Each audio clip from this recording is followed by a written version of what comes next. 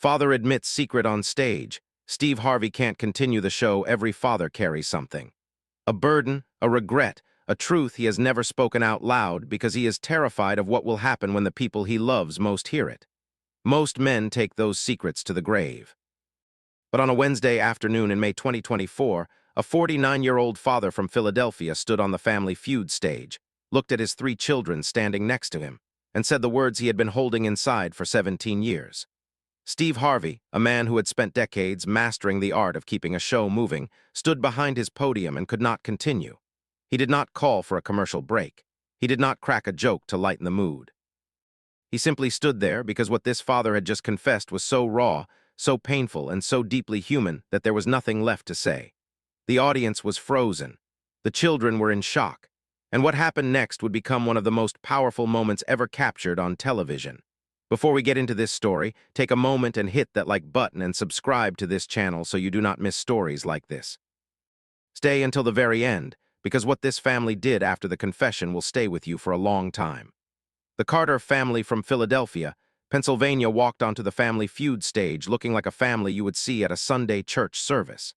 They were dressed neatly, smiling politely, and standing close together in the way that families do when they have learned to lean on each other through difficult times. There were 5 of them, and they were led by a man named William Carter, though everyone who knew him called him Will. Will Carter was 49 years old. He worked as a maintenance supervisor at a public housing complex in North Philadelphia, a job he had held for 14 years. He was the kind of man who showed up early, stayed late, and never said no when a tenant needed something fixed, even if it was not technically his responsibility. He fixed leaking pipes on his days off. He shoveled snow from the walkways before the city plows even arrived.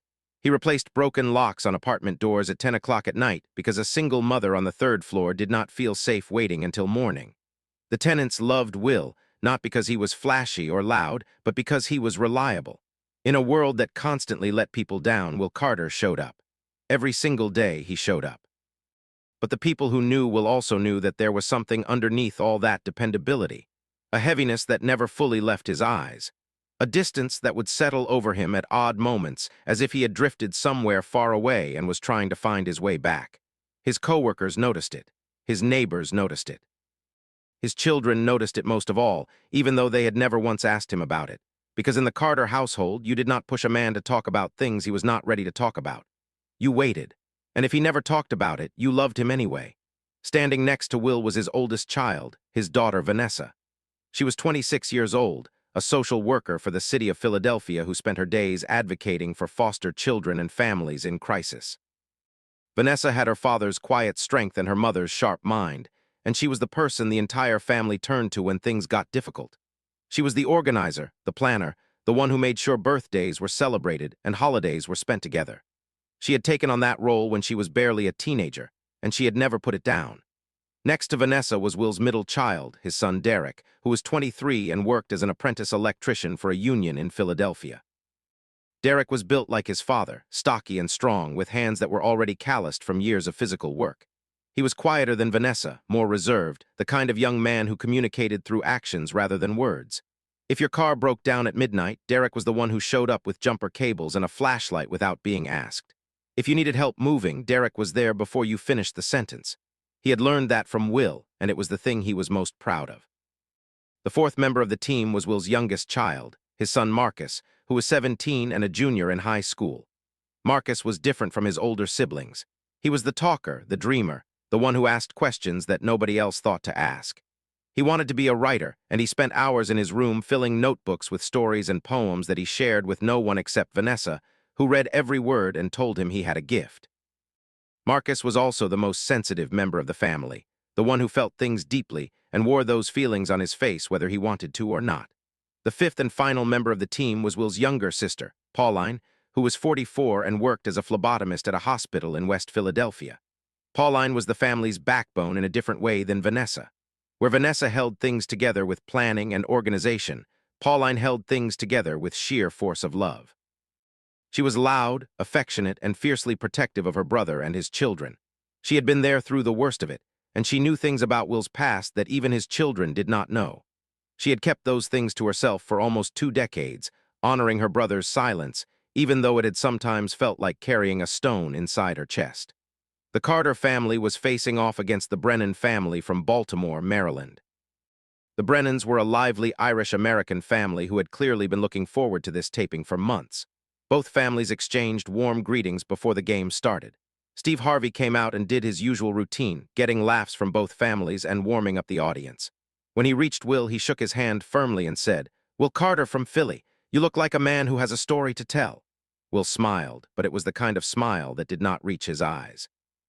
"Everybody has a story, Mr. Harvey," he said quietly. "Some are just harder to tell than others."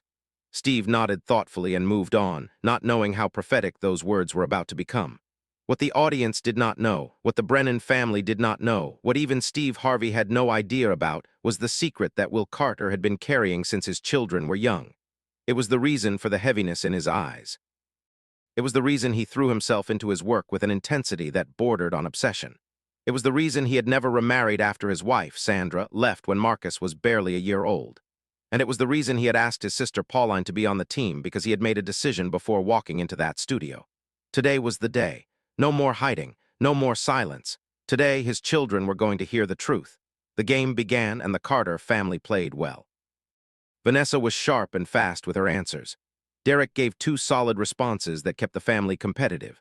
Pauline got the audience laughing with a bold answer that made Steve pretend to be scandalized. Even Marcus, the youngest, held his own, delivering a top-3 answer that earned a proud nod from his father. Will played steadily but without much emotion, giving correct answers in a flat, focused tone that suggested his mind was somewhere else entirely. By the middle of the game, the Carters had a slim lead over the Brennans. The energy in the studio was good. The audience was engaged. Everything was moving along like a normal episode of Family Feud. Then came the 5th round, and with it the question that would crack open everything Will Carter had spent 17 years trying to keep sealed. Steve looked at his card and read the question. "We surveyed 100 people. Name something a father might keep secret from his children." The audience chuckled. It was a classic Family Feud question, the kind designed to produce a mix of funny and slightly awkward answers. Most people would say something like how much money he makes, or his past relationships, or something he did when he was young. It was supposed to be light, it was supposed to be easy. It was Will's turn. He stepped up to the podium. Steve repeated the question with a grin, expecting a quick, playful answer, but Will did not answer quickly. He stood there, his hands flat on the podium, staring at the surface as if he was reading something written there that only he could see. The seconds stretched out. The audience shifted uncomfortably. Steve tilted his head slightly, sensing the change in energy. "Will, you okay, brother?" Steve asked, his voice gentle but curious. Will looked up. He did not look at Steve. He turned his head and looked at his 3 children standing behind him. Vanessa, Derek, Marcus. He looked at each of them, one at a time, and his eyes held on each face as if he was memorizing them or asking for permission or saying goodbye to the version of himself they had always known. Then Will turned back to the microphone and said, in a voice that was steady but thick with emotion, "The reason their mother really left." The board lit up. It was a match. The audience clapped out of reflex, but the applause died quickly because something was clearly happening on that stage that had nothing to do with a game show. Will had not moved. He was still gripping the podium, and his knuckles had gone white. Steve Harvey looked at Will, then glanced at the Carter children. Vanessa's face had gone completely still, the way a person's face goes still when their brain is processing something it was not prepared for. Derek had taken a half step forward, his brow furrowed, his body tensing the way it did when he sensed danger. Marcus, the 17-year-old, was staring at his father with wide eyes and an open mouth, and you could see on his face the exact moment when a teenager realizes that the story he has been told his entire life might not be the whole truth. Steve started to move on to the next question, but Will raised his hand. "Mr. Harvey," he said, "I need to say something. I need to say it right now, or I am never going to say it." Steve stopped. He looked at Will, then at the producers, then back at Will. Something in Will's expression must have told Steve that this was not a moment to redirect or deflect. This was a man standing on the edge of something, and he needed the space to jump. "Go ahead, Will," Steve said quietly. Will let go of the podium and turned to face his children. Pauline, who was standing at the end of the line, closed her eyes and lowered her head. She knew what was coming. She had known for 17 years. "Vanessa, Derek, Marcus," Will began. His voice was shaking now, and the microphone picked up every tremor. "Your whole lives, I told you that your mother left because she was not ready to be a parent. I told you she was young and overwhelmed, and that one day she just could not handle it anymore and she walked away. That is what I told you, and every time you asked me about her, I told you the same thing." He paused. "That was not the truth. That was not the whole truth." The studio had gone deathly quiet. 200 people were holding their breath. The Brennan family on the other side of the stage was standing motionless, their game completely forgotten. Steve Harvey was watching Will with an intensity that made it clear he understood this was not a performance. This was a man dismantling himself in front of his children because he could not carry the weight anymore. "Your mother did not leave because she was overwhelmed," Will said, and now the tears were coming, sliding down his face in steady streams. "Your mother left because I was not the man she needed me to be. I was drinking. I was drinking every day. I would come home from work and I would drink until I could not stand up. I missed your school events, Vanessa. I missed your first steps, Derek. And Marcus, when you were a baby, there were nights when your mother had to lock the bedroom door because I was so drunk she did not know what I might do. Not because I ever laid a hand on any of you. I never did. But because she was afraid. She was afraid of what I was becoming, and she had every right to be." Vanessa's hand flew to her mouth. Her eyes filled with tears, but she did not look away from her father. Derek stood rigid, his fists clenched at his sides, his jaw working as he processed what he was hearing. Marcus was crying silently, tears rolling down his cheeks without a sound. "Your mother begged me to get help," Will continued. "She begged me for 2 years. She went to her pastor. She went to my sister." He glanced at Pauline, who had tears streaming down her face. "She did everything she could. And when I refused, when I told her there was nothing wrong with me and she was making a big deal out of nothing, she made the hardest decision a mother can make. She left, not because she did not love you. She loved you more than anything in this world. She left because she believed that if she stayed, my drinking would destroy all of us, and she could not watch that happen to her children." Will's voice broke completely, and for a moment he could not speak. The studio was so silent that you could hear the hum of the stage lights. Steve Harvey had not moved. He was standing behind his podium with both hands pressed flat against the surface, his head slightly bowed and tears running down his face. He was not even trying to maintain the appearance of a host. He was just a man listening to another man finally tell the truth. "I got sober 6 months after she left," Will said, his voice coming back in ragged pieces. "Pauline dragged me to a meeting, and I have been sober ever since. 17 years. But by then your mother had moved to Detroit to be near her family. I called her. I begged her to come back. She said she was proud of me for getting sober, but she said the trust was broken and she could not rebuild it. She said the best thing I could do was be the father she always knew I could be." He looked at his children. "So that is what I tried to do. Every single day for 17 years, I have tried to be the man your mother believed I could become. I have tried to earn back something I can never fully earn back. And I have let you believe a lie about her that she did not deserve, because I was too ashamed to tell you the truth." Will stopped talking. He stood there in front of his children, completely exposed, with nothing left to hide behind. The silence in the studio was overwhelming, the kind of silence that presses against your chest and makes it hard to breathe. Steve Harvey still had not spoken. He was gripping the edge of his podium, and his shoulders were shaking. The man who always had the perfect response, the perfect joke, the perfect words to smooth over any awkward moment, had nothing. He could not continue the show. He did not even try. For what felt like a full minute, nobody on that stage moved. Will stood facing his children. His children stood facing him. The distance between them was only a few feet, but in that moment it felt like the widest gap in the world. 17 years of a carefully constructed story had just collapsed, and nobody knew what came next. Then Marcus moved. The 17-year-old, the youngest, the sensitive one, the dreamer who filled notebooks with stories because he understood better than anyone in his family that words had the power to build things and break them, Marcus stepped forward. He walked up to his father, looked him in the eye, and said, "You are still my dad." Then he wrapped his arms around Will and held on. Will crumbled. His legs nearly gave out, and he leaned into his son's embrace like a man who had been standing for too long and finally found a place to sit down. Marcus held him up. A 17-year-old boy held his father up in front of 200 strangers, and it was one of the most sacred things anyone in that studio had ever seen. Vanessa was next. She was crying hard, her shoulders heaving, but she walked to her father and put her arms around both him and Marcus. "Daddy," she said, her voice muffled against his shoulder, "I wish you had told us sooner, not because I am angry, because you have been carrying this alone and you did not have to. You did not have to carry it alone." Derek was the last to move, and he took the longest. He stood there with his fists still clenched, his jaw still tight, and the audience could see the war happening inside him. Derek was the one who had inherited his father's habit of swallowing pain and turning it into silence. He was the one who would have needed the most time to process something like this. But then he looked at his brother and sister holding his father, and something in him released. He walked forward, and when he reached Will, he did not hug him right away. He put his hand on the back of his father's neck, the way a man does when he wants to say something he does not have the words for, and he said, "You got sober, you stayed. That is what matters." The four of them stood there, holding each other on the Family Feud stage, and Pauline joined them, wrapping her arms around the whole group, completing the circle she had been helping to hold together for 17 years. The audience was on its feet. People were sobbing openly, not politely, not quietly, but with the full-body release of people who were watching something so honest that it reached inside them and found their own hidden pain. Steve Harvey finally moved. He walked out from behind the podium slowly, like a man approaching something fragile.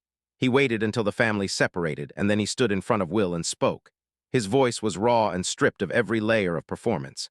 "Will," Steve said, "I am going to tell you something, and I need you to hear me. I know what it is like to be the man who was not good enough. I know what it is like to lose a marriage because of your own choices.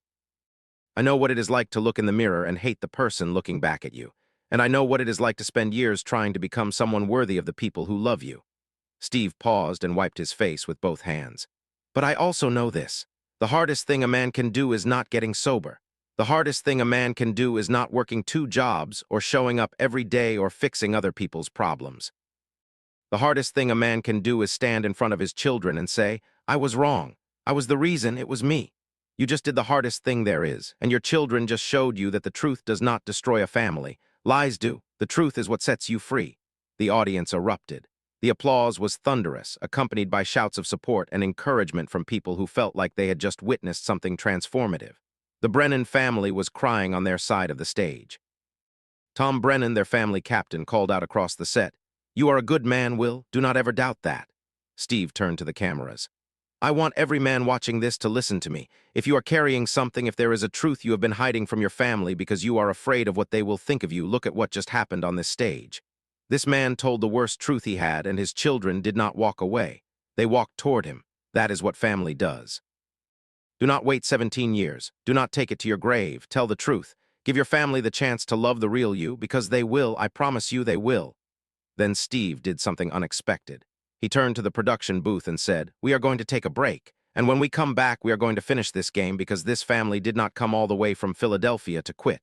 And Will Carter does not quit. That is the one thing I know for certain about this man." The audience applauded as the show went to break, and during those few minutes off camera, something else happened that would only come to light weeks later. During the commercial break, Vanessa pulled out her phone and did something nobody expected. She called her mother. Sandra Carter, who had been living in Detroit for 17 years, answered on the second ring. Vanessa, still standing on the Family Feud stage with mascara running down her face, said 4 words to her mother. "Daddy told us everything." There was a long silence on the other end of the line. Then Sandra started crying. Not the crying of a woman who was upset that her secret had been exposed, but the crying of a woman who had been waiting 17 years for her children to know the truth and had been too afraid to tell them herself. Vanessa handed the phone to Will. Nobody heard what was said between them because Will walked to the corner of the stage and spoke quietly, but when he came back, his face looked different. Not lighter exactly, but clearer, as if a fog that had been sitting behind his eyes for nearly 2 decades had finally begun to lift. The game resumed and the Carter family won. They played fast money and walked away with $20,000, but nobody talked about the score. Nobody cared about the money. What people talked about, what the entire country would soon be talking about, was the moment a father stood on a game show stage and chose honesty over pride. When the episode aired 6 weeks later, the clip of Will's confession went viral in a way that even the Family Feud producers had not anticipated. It was viewed over 50 million times in the first week. It trended on every social media platform. It was covered by morning shows, evening news broadcasts, newspapers, and magazines across the country. But the most significant response came not from the media, but from ordinary men who saw themselves in Will Carter. Within days of the episode airing, recovery organizations across the country reported a noticeable increase in calls to their helplines. The Substance Abuse and Mental Health Services Administration noted a measurable spike in people seeking information about treatment programs. Addiction counselors reported that new patients were coming in and referencing Will Carter's confession as the thing that had finally given them the courage to ask for help. One counselor in Ohio told a reporter, "I have been in this field for 20 years, and I have never seen a single moment on television move as many people toward recovery as what that man did on Family Feud. He showed them that you can tell the truth and survive it. For a lot of people struggling with addiction, that is the thing they are most afraid of." Steve Harvey devoted an entire segment of his daytime talk show to the Carter family 3 months after the episode aired. Will walked onto the set looking noticeably different from the man who had stood on the Family Feud stage. He was calmer. He smiled more easily. The heaviness that had lived behind his eyes for so long had not disappeared entirely, but it had been replaced by something that looked a lot like peace. Will told Steve that the night after the taping, he sat down with all three of his children in his living room in Philadelphia and answered every question they had. The conversation lasted until 4 in the morning.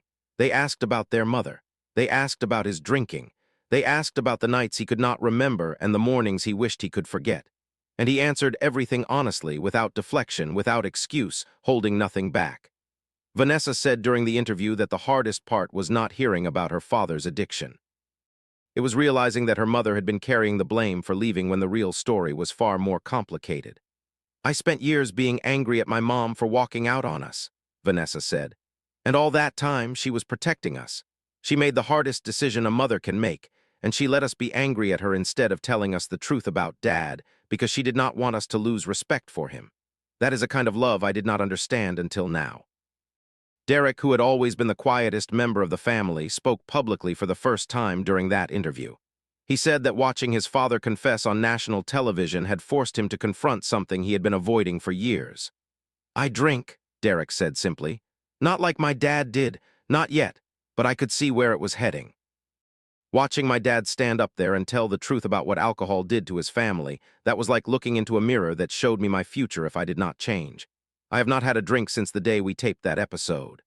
Steve Harvey was visibly moved by Derek's admission.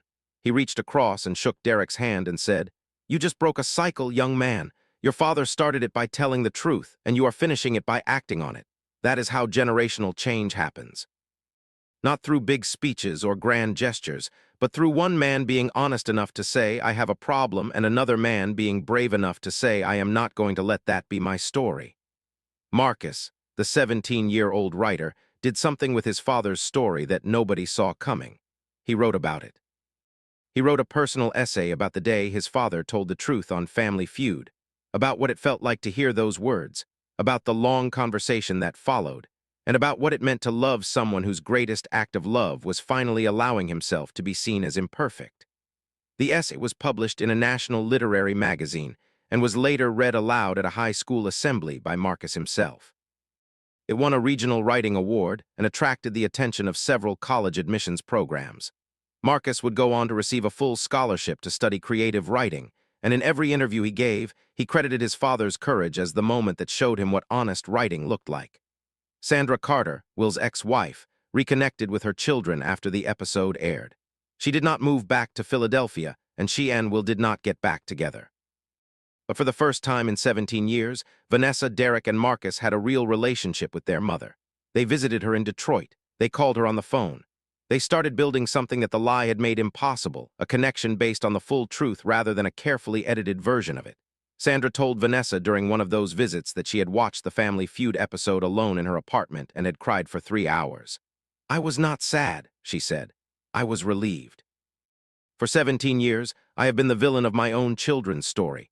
Your father set me free that day. He gave me my children back." The Carter family's story had a lasting impact on how addiction and family honesty were discussed in popular culture. Therapists and family counselors began referencing the episode in sessions, using it as an example of how secrets held to protect children often end up causing more harm than the truth would have. Will was invited to speak at recovery events across the country, and he accepted every invitation he could fit into his schedule. He always told the same story, the story of a man who spent 17 years hiding behind a lie because he thought the truth would cost him his children, only to discover that the truth was the only thing that could truly bring them together. Steve Harvey continued to talk about Will Carter for years. In interviews, he would often say that Will's confession was the single most courageous thing he had ever witnessed on television. "I have seen soldiers receive medals. I have seen athletes win championships. I have seen people do things that the world calls brave. But I have never seen anything braver than a man standing in front of his children and saying, 'The story I told you about your mother was a lie, and the truth is that I was the problem.' That takes a kind of courage that most people do not have. Will Carter had it, and because he had it, his whole family got free." Pauline, Will's sister, gave one interview after the episode aired. When asked how it felt to finally see the secret come out after keeping it for 17 years, she said something that stayed with everyone who heard it. I carried that truth like a stone in my chest for almost 2 decades. I did it because Will asked me to, and I loved my brother. But carrying someone else's secret does something to you. It makes you tired in a way that sleep cannot fix. When Will finally said those words on that stage, I felt the stone lift. Not just for him, for me too. The truth does not just set the person free who tells it, it sets free everybody who has been holding it. 2 years after the episode, the Carter family gathered in Philadelphia for Marcus's high school graduation. Will, Vanessa, Derek, Marcus, Pauline, and for the first time in nearly 2 decades, Sandra all sat together in the auditorium. They were not a perfect family. They were not a healed family.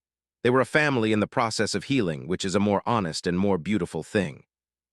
Marcus walked across that stage to receive his diploma, and when he looked out into the audience and saw both of his parents sitting side by side, he smiled the kind of smile that only comes when something broken has been put back together. Not perfectly, not seamlessly, but together. If this story moved you, hit that subscribe button and turn on notifications so you never miss another one. Drop a comment below and tell us what you think about what Will did. Share this video with someone in your life who needs to hear that it is never too late to tell the truth. We will see you in the next one.